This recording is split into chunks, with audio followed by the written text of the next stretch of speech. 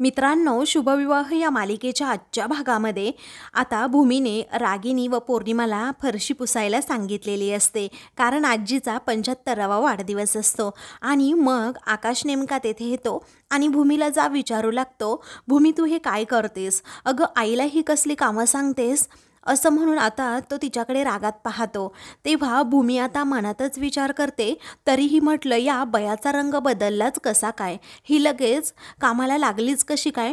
आकाश माझ्या पाठीमागे उभा होता आणि मला दिसला नाही, असं म्हणून भूमी आता विचार करू लागते. तेव्हा रागिनी अगदी प्रेमळ शब्दातच म्हणू लागते की आकाश, अरे जाऊ दे रे, ती घरातील करती आहे ना, म्हणजे सर्व अधिकार तिच्याकडे आहेत ना, तर असू देत ना अधिकार तिच्याकडे. मला काय म्हणायचंय आकाश, अरे घरातील कामं करण्यात कसला आलाय असा अपमान वगैरे. तो आता रागिनीच्या हातातून लगेच झाडू घेतो, भूमीजवळ जाऊन तिला विचारतो, भूमी अगं तुझं डोकं फिरलंय की काय? आईला तू ही असली कसली कामं सांगतेस? अगं यासाठी मी कंपनी चालवतो का? तिची तिकडे काय प्रतिष्ठा आहे हे तरी तू जरा लक्षात घ्यायचंस ना. त्यावेळी आता भूमी एकदम शांतपणे म्हणते, अरे बरोबर बोलतोस रे तू आकाश, अरे खरंच चुकलं माझं. आत्या तुम्ही काम करू नका, राहू द्यात हां, असं म्हणून भूमी आता आकाशच्या हातातून तो झाडू घेते आणि म्हणते की आकाश ऐक ना, एक काम कर तू, म्हणजे आत्यांसाठी ना एखादा परमनंट डॉक्टर बघ आता. तेव्हा रागिनी आणि त्याचबरोबर पौर्णिमाला धक्का बसतो की आता ह्या डॉक्टरचं काय नवीन नाटक. तेव्हा डॉक्टर कशासाठी रागिनी रागातच विचारते. भूमी आता तेथून जाऊ लागते. तेव्हा असं अर्धवट बोलून जाऊ नकोस प्लीज भूमी, असं आकाश म्हणतो. अगं आईला बरं वाटत नाहीये का, नक्की काय झाले असं तो काळजीने विचारतो. त्याचवेळी भूमी म्हणते, नको ना आकाश, जाऊ दे ना प्लीज, परत मी बोलले ना तर मीच वाईट दिसते. अरे त्यापेक्षा ना आपण यांना काहीतरी व्हायचीच वाट बघूयात, चालेल ना? तेव्हा आकाश म्हणतो, भूमी प्लीज असं कोड्यात बोलू नकोस, काय झालं ना ते नीट सांग बरं. त्यावरती भूमी आता रागिनीकडे पाहते, तर ती विचारते, काय झालं ते मला तूच स्पष्ट सांग आणि मलाही कळू दे ना नक्की काय होतंय ते. मग आता भूमी म्हणते, तू विचारतोस ना म्हणून सांगते हां आकाश. अरे आता मी हे सगळं त्यांच्या तब्येतीसाठी करतेय रे. अरे खरंच मी त्यांच्या तब्येतीसाठी करतेय. अरे आकाश, तुला माहीत आहे ना की गेल्या 2-4 महिन्यांमध्ये आपल्या आत्याची तब्येत किती वरखाली झाली होती. अरे साधी अशी थोडी दगदग सुद्धा त्यांना सहन होत नाही.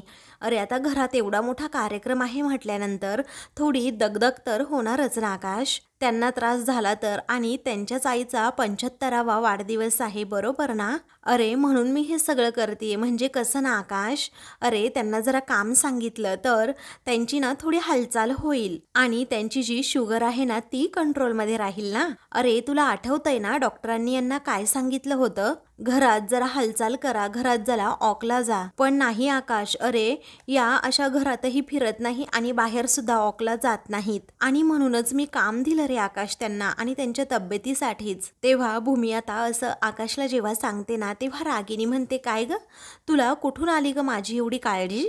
तेव्हा पौर्णिमा म्हणते, नाही तर काय, अरे ही ना खोटं बोलती आकाश, कारण हिला ना फक्त आम्हा दोघींना कामाला लावायचं होतं आणि हाच पूर्णपणे हिचा उद्देश होता. तेव्हा भूमी म्हणते, आकाश मला ना ह्या पौर्णिमाला कामाला लावायचंच आहे, त्यामुळे तू काम करच हां आता. पण आत्या मोठ्या आहेत ना आकाश, मी त्यांना अशी श्रमाची कामं देईल का, तूच सांग बरं. अरे तू ओळखतोस ना मला आकाश, कुणी कसंही माझ्याबरोबर असं वागलं तरीही मी त्यांच्याबरोबर अशी दुःख धरून बसते का, सांग बरं आकाश मला. मी त्यांच्याशी वाईट वागणार आहे का, आणि ते सुद्धा तब्येतीबाबतीत? नाही रे आकाश, मी असं कसं वागू शकते?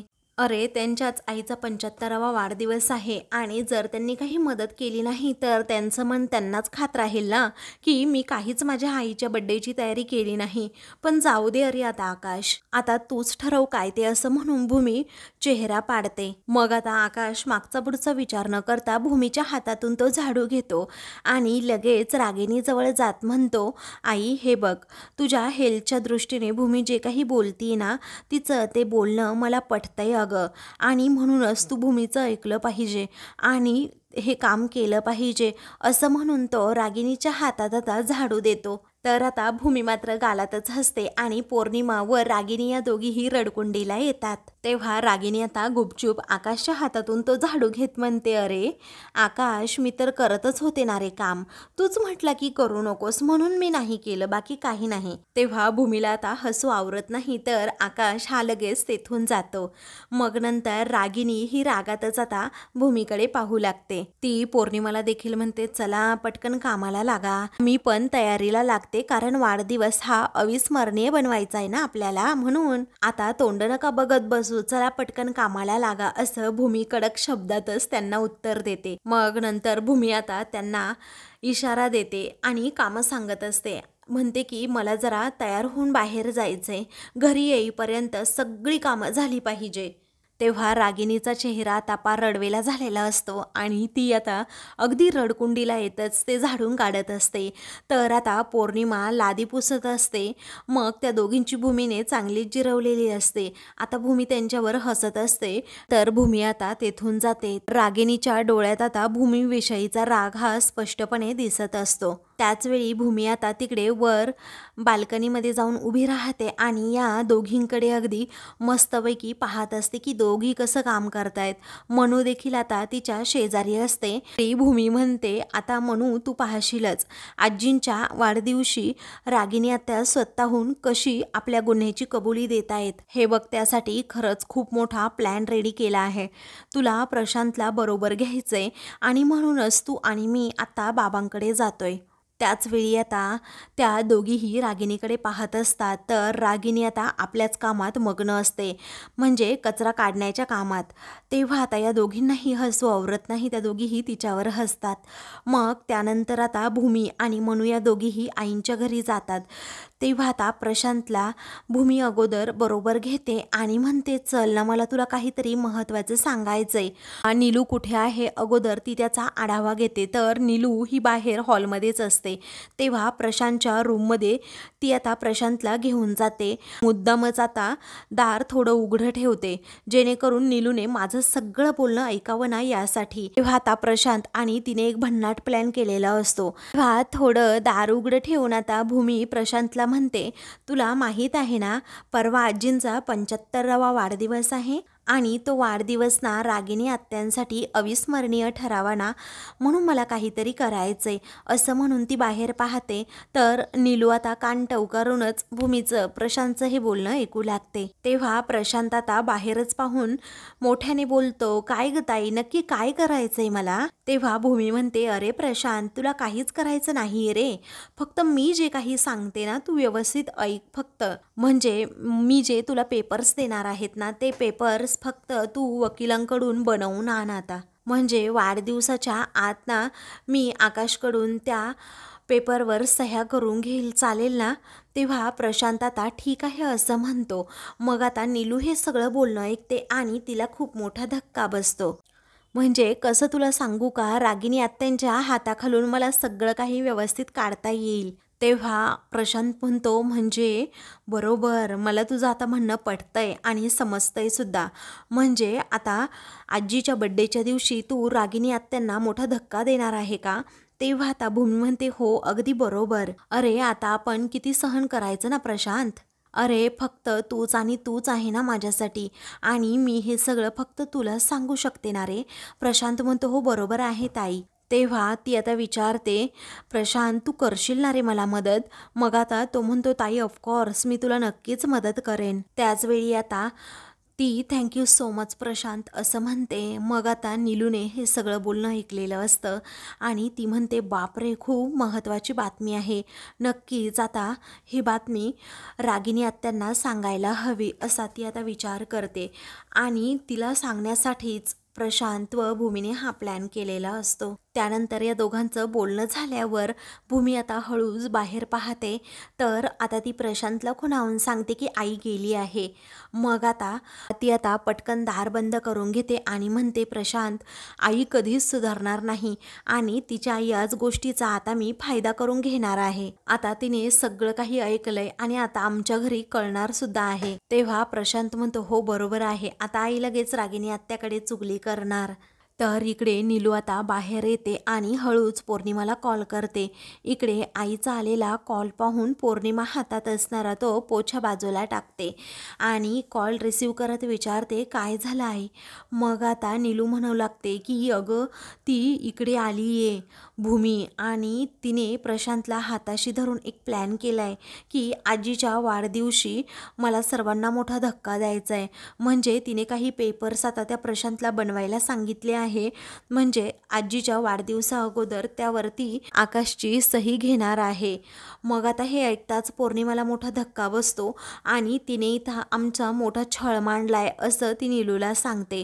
नीलू म्हणते, अजून छळणार आहे ती तुम्हाला? मग आता ती पुढे म्हणू लागते, तुम्ही दोघीही काळजी घ्या आणि रागिनी ताईलाही सांगा की काळजी घ्या म्हणून. त्यांचं काहीतरी खतरनाक शिस्त आहे बरं का, काळजी घे तू अगोदर, असं आता ती सारखी सारखी सांगते. तेव्हा पौर्णिमा म्हणते, हो मी लगेच सांगते हा आईला आता. मग आता नीलूचं हे सगळं बोलणं आता भूमीने ऐकलेलं असतं.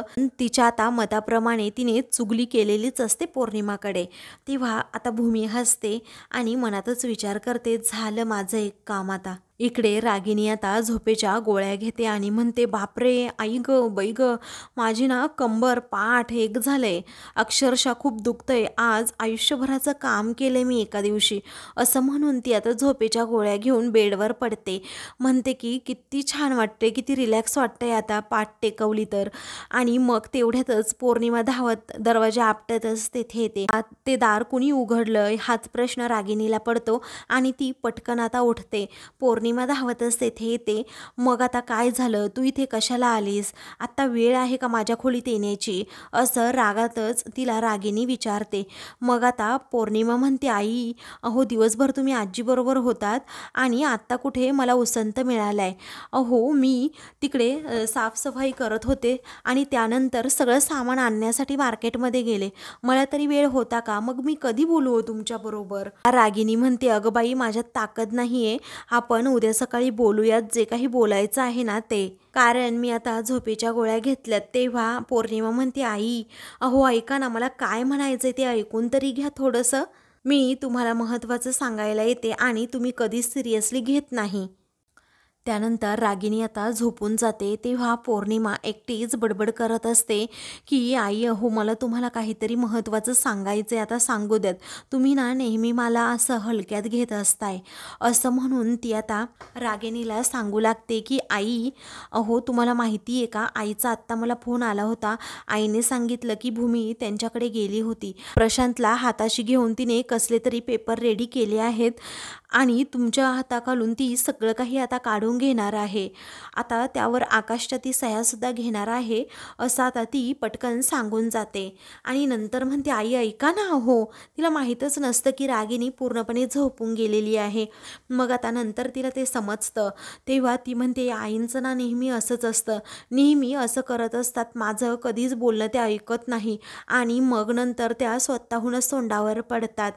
तर आता दुसऱ्या दिवशी ठरल्याप्रमाणे एक माणूस पेपर देण्यासाठी बाहेर आलेला असतो आणि म्हणूनच भूमी आता नक्की पौर्णिमा कुठे आहे ते पाहते आणि पौर्णिमा समोरूनच आता बाहेर जायला निघते, जेणेकरून पौर्णिमाने माझ्या पाठीमागे यावं आणि जे काही मी प्रशांतला बोललेलं आहे ते खरं वाटावं नाही यासाठी. मग भूमी पुढे तर पौर्णिमा मागे, असं त्या दोघीही चाललेल्या असतात. आता गेटच्या बाहेर आल्यानंतर एक माणूस तेथे उभा असतो, तो वकिलांचा माणूस असतो आणि मग त्यांच्याकडून ती पेपर घेत असते, त्यावर साईन करत असते. तेव्हा पौर्णिमा आता गेटच्या आतून सगळं काही चोरून लपून पाहत असते आणि भूमीच्या लक्षात हे आलेलं असतं आणि म्हणूनच भूमी त्यांच्याबरोबर काहीतरी बोलते आणि लगेच आता ते पेपर हातात घेऊन घरात जायला निघते.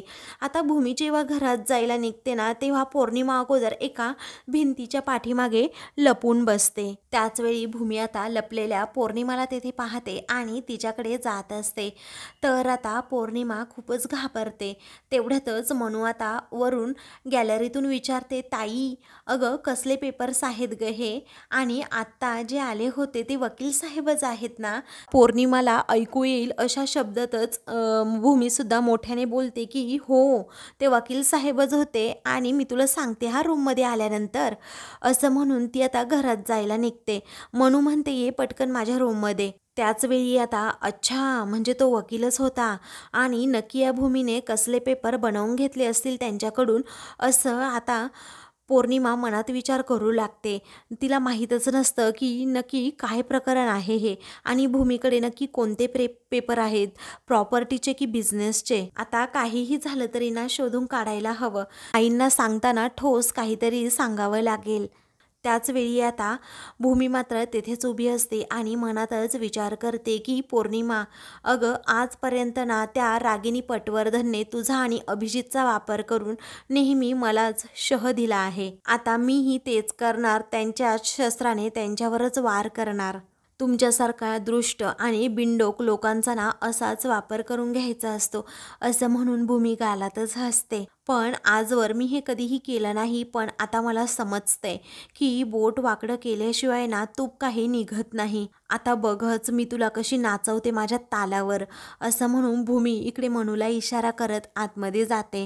तर आता भूमी तिथून गेली आहे हे पाहताच पौर्णिमा नक्की यांचं काय खलबतं सुरू आहे ते ऐकण्यासाठी तिचा पाठलाग करू लागते. इकडे आकाश हा जरा बाहेर येतो आणि काही लोकांना विचारत असतो व्यंकटचा फोटो दाखवून की याला तुम्ही दादा ओळखताय का, पण आता कुणीही सांगत नसतं की मी याला ओळखत आहे म्हणून. त्याचवेळी आता तो दुसऱ्या माणसाजवळ जातो आणि त्याला विचारत असतो की दादा तुम्ही याला ओळखताय का. तेव्हा हो मी तर या माणसाला ओळखतो, इथून या गल्लीतून डावीकडे गेलं ना तर पहिलंच घर त्याचं आहे, असं तो माणूस सांगतो. तेव्हा आकाश आता घरचा पत्ता सांगितल्यामुळे खुश होतो आणि त्याला थँक्यू असं म्हणतो. मग आता तो माणूस तिथून जातो तर आकाश आपल्या कामासाठी पुढे जातो. इकडे आता मनू बाहेर येते तर आता भूमीसुद्धा तेथेच तिच्याजवळ थांबते.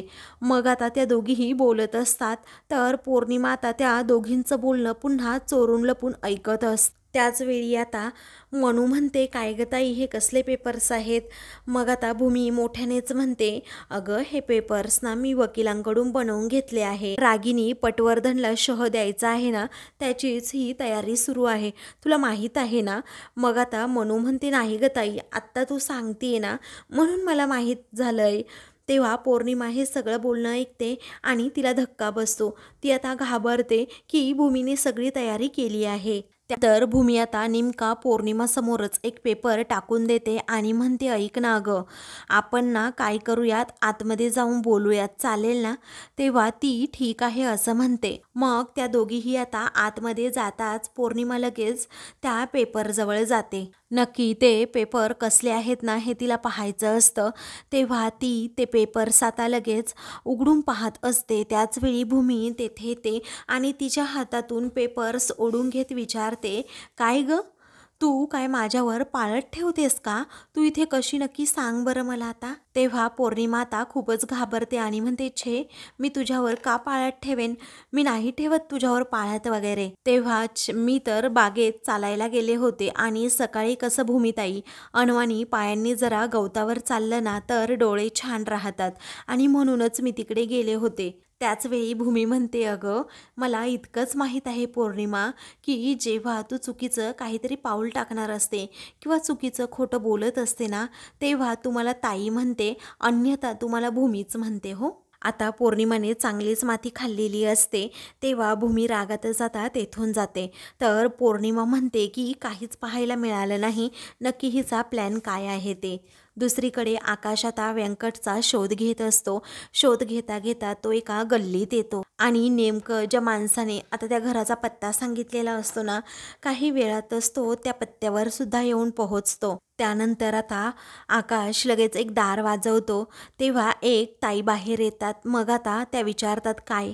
तेव्हा आकाश विचारतो ताई व्यंकट इथेच राहतो का, आणि त्याला बोलवा बरं जरा बाहेर माझं काम आहे म्हणून. ताई म्हणतात नाही नाही व्यंकट वगैरे ना इथे कुणीच राहत नाही, तुम्हाला कुणीतरी चुकीचा पत्ता सांगितलाय असं वाटतंय. तेव्हा आकाशला धक्काच बसतो की नक्की त्या माणसाने चुकीचा पत्ता सांगितला असेल का. दुसरीकडे व्यंकट हा वस्तीत येतच असतो पण त्याने आपला चेहरा झाकलेला असतो, हुडी अशी डोक्यावर घातलेली असते. तेव्हा ज्या माणसाने मगाशी आकाशला त्याच्या घरचा पत्ता दिलेला असतो ना, तोच माणूस व्यंकटला कॉल करतो आणि म्हणतो की अरे एक माणूस ना तुझा शोध घेत होता आणि इथे वस्तीत सुद्धा येऊन पोहोचला आहे तो. आता तू फक्त एकच काम कर, तू अजिबात या वस्तीमध्ये येऊ नकोस. मग आता व्यंकट ठीक आहे असं म्हणतो. इकडे आता व्यंकट हा फोनवर बोलत असतो, त्याच वेळी आता कुणीतरी तेथे येतं आणि त्याच्यावरच गन रोखून कुणीतरी पाळत ठेवून असतं. हा व्यंकटचं लक्ष समोर जातं ना, तेव्हा व्यंकटच्या छातीतच कुणीतरी आता गोळी झाडतं, त्यामुळे व्यंकट हा खाली कोसळतो. दुसरीकडे आता आकाश म्हणतो मी तुम्हाला फोटो दाखवू का त्या माणसाचा.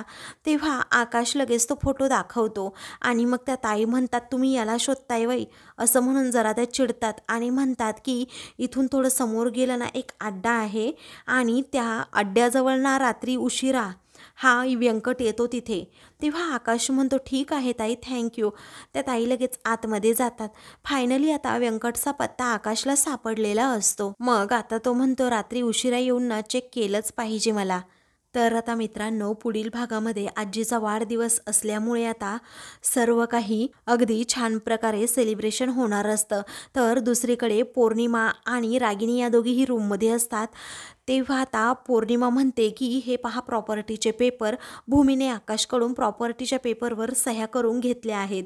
तेव्हा जी प्रॉपर्टी मिळवण्यासाठी मी माझ्या सख्ख्या भावाचा आणि वहिनीचा जीव घेतला, त्याचबरोबर मला या प्रॉपर्टीमध्ये हिस्सा पाहिजे होता. ही सगळी प्रॉपर्टी मला हवी होती, म्हणून मी त्या आकाशची मनस्थिती 6 वर्ष अगदी खालावून ठेवली, त्याची ट्रीटमेंट बदलली.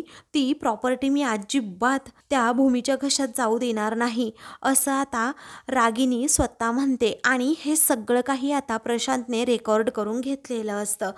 तर आता हे घरातील सर्वांसमोर आकाशसमोर सत्य कसं येणार रागिनीचं, हे पाहणं तितकंच मनोरंजक ठरेल. मित्रांनो, अशाच मालिकेंचे पुढील भाग पाहण्यासाठी चॅनलला सबस्क्राईब करा.